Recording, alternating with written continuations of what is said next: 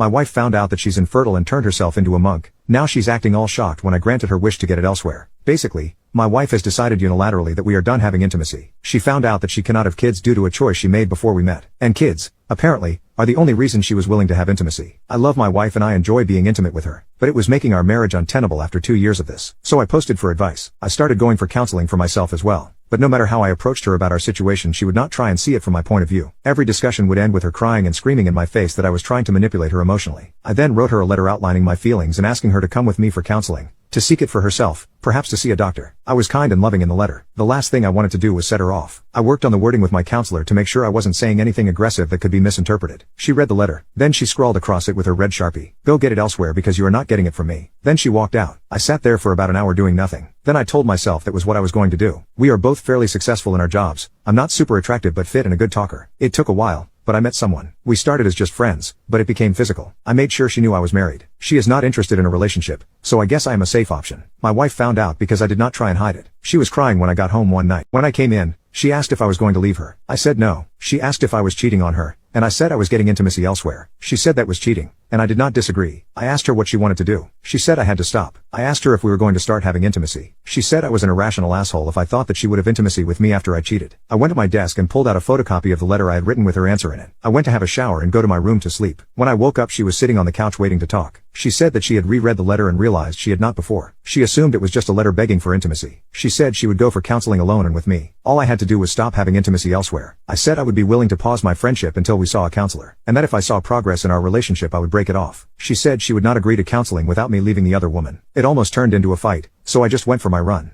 Before I left, I asked her what would compel her to go to counseling if I stopped having intimacy elsewhere. When I got back, she still did not have an answer. She couldn't even say that our relationship was worth saving. I don't want a divorce, but I am willing to leave over this. I am 28, and I am not going the rest of my life without intimacy. She refuses to see my side. Update. I told my wife that I broke off my relationship with the woman I was having intimacy with. I did this because she said she would not agree to go to counseling unless I did so. She refused to go for counseling after I told her I broke off my relationship with my friend. She said I was her husband and that I didn't have the right to her body or to get intimacy elsewhere. Since I lied as a test, I think you can guess I knew she was lying. We are getting divorced. She deserves to be happy with someone who is okay with no intimacy in the marriage, and I deserve a life. I have moved out and am moving forward with my life.